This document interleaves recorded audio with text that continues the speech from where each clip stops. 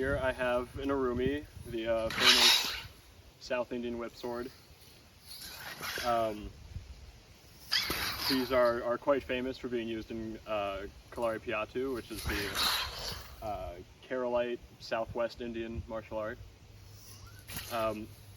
They ostensibly have a history that some say date back to the Sangam period, which is like about Roman times in India. The thing is, though, there aren't really any extant antique examples that exist, so we can't say for sure that that's true, because other than, I believe, the sources that maybe one of the poems from that time period might reference a whip sword. Other than that, we don't have any antique examples to actually point to. So, as much as some people might claim that this is a big, ancient, medieval, or what have you kind of weapon, the fact of the matter is, we don't know that that's true, that that's possible, that they were capable of making metal this thin and flexible.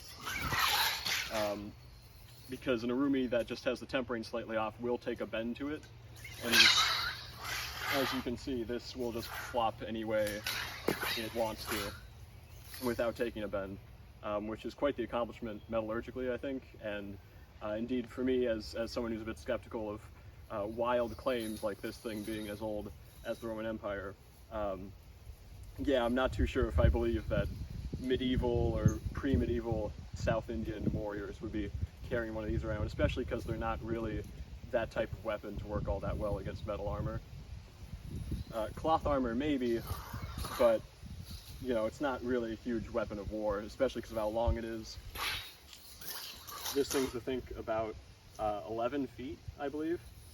I made a previous one that was 12 feet, and it was even more unwieldy than this. This one mainly has going for it the fact that it's even lighter than the one I made, so it's a bit easier for me to move around. It's still very big, though.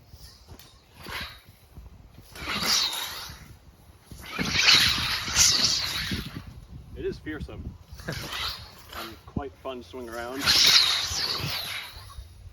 But what is the correct length?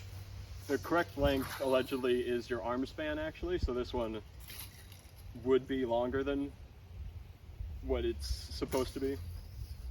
But from what I've seen, people do tend to just sort of sell them at, you know, big integers like this, like 12 feet or 10 feet or something.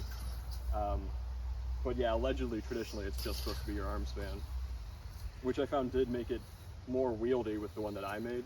I cut it in half. But Isa and I are on the fence about whether we want to shorten this one or not. Yeah, it looks like it. I think from the point of view of control, it looks like the shorter one obviously would be better. Yeah. But we did some other stuff wrapping that one around, like we had a post and wrapped it around it when you're wielding it. I think the length would work better if that is the type of motions that you want to do. So maybe it's down to the intended use of the, like, what you want to use it for. Yeah, I think so. Do you want to come up and give your thoughts? Yeah, I don't know. I'm not as good as it with him as him, but Uh-oh. There's the danger of it. Yeah. Yeah, so.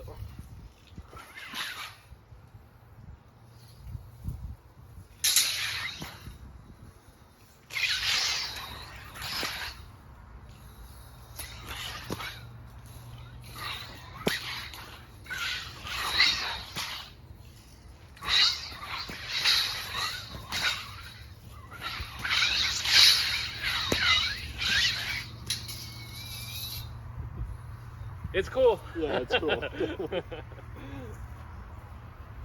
Any other, like, cool, interesting things? So this one you didn't make yourself? No, this one I didn't make. I got this from a friend who got it basically from India. So if you were going to make it, how, is there like a simple way you can make one?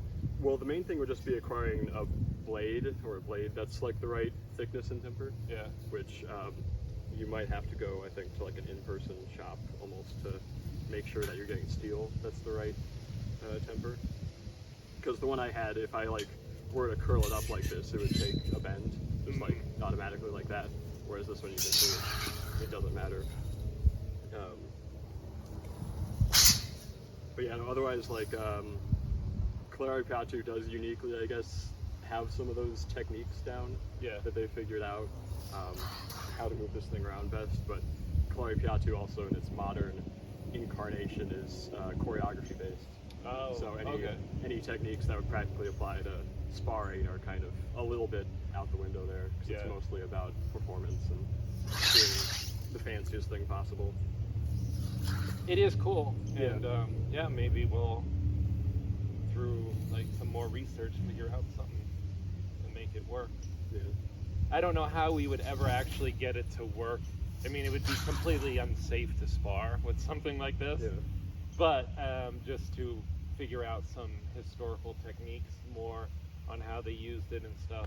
I was just kind of using it like a whip, but I imagine that there is some sort of more flowing motion that you could get. And when you think, we've been having these discussion about like Indian clubs and Persian meals, when you put all that into it, these like motions, you know, you can imagine could translate into maybe movements like potentially this. You know. Yeah, the main thing is too is it's part whip, part sword, and so it does only have two cutting edges. So when you whip it around, it's not like a lightsaber. It's not going to instantly lacerate whatever it cuts, even if that's somehow the reputation that it has. If you want it to behave like a whip, you kind of do just have to strike with the flat, as it were, if it was a true sword. That's how you get to wrap around things. And so while it can cut, then as you like move it around, as it like wraps around a person's body, it's not going to be the kind of thing that you can like lop off limbs. Yeah.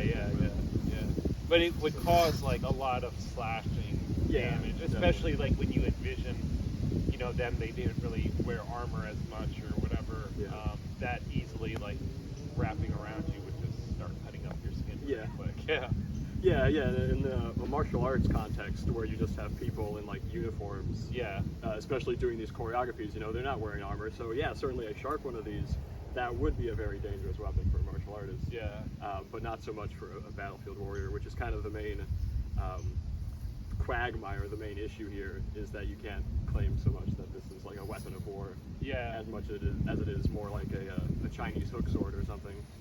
So if it was, so I think, I don't know if the camera can see this, but it's flat. So if it was sharpened, would it be flat or pointed or rounded? Rounded would make the most sense, I think. Yeah, I do too. With this one, all they did was they just sheared it off, sheared the end of this stock off. So it's like, so it still has a burr on it a little bit and everything, which isn't actually the safest. But no, I think historically it would be round. And I mean, at most you could have like maybe a swollen tip here with an edge on it, that'd be cool. You could aim it like at someone. Yeah. But then you'd be using it more like just a really long sword. Yeah.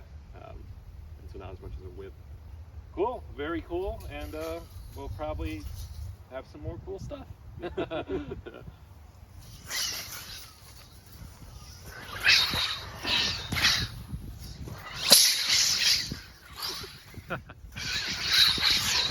Nice.